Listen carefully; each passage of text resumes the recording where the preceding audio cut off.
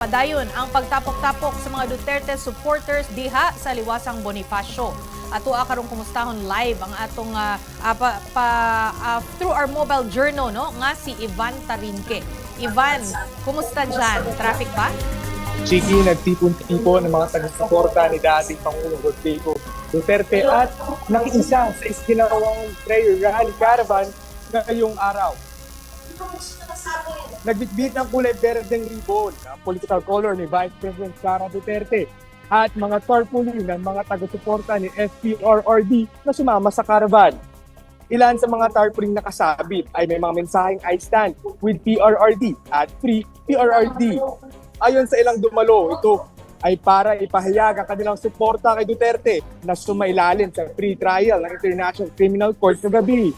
Bandang 2:00 ng hapon, umarangkada ang caravan patungong Liwasang Bonifacio dito sa Maynila. Dumaan ito sa Temple Drive sa Quezon City, EDSA, Quezon Avenue at Espanya Boulevard kung saan umalingaw-ngaw ang ingay ng mga busina at sigaw ng Duterte. Pagdating sa Liwasang Bonifacio, isiginawa ang prayer rally na may iisa lang ng panawagan. Bring him home. Di alintana ng mga nakiisa ang tindi ng init ng araw, makapagpahayag lamang ng kanilang suporta kay Duterte. Chiki, mag-aalas 3 ng hapon nang magsimula ang prayer rally dito sa Liwasang Bonifacio.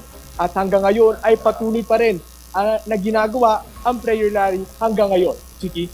Okay, daghan kayong salamat sa imong update. Mauna ang atong mobile journal nga si Ivan Tarinque.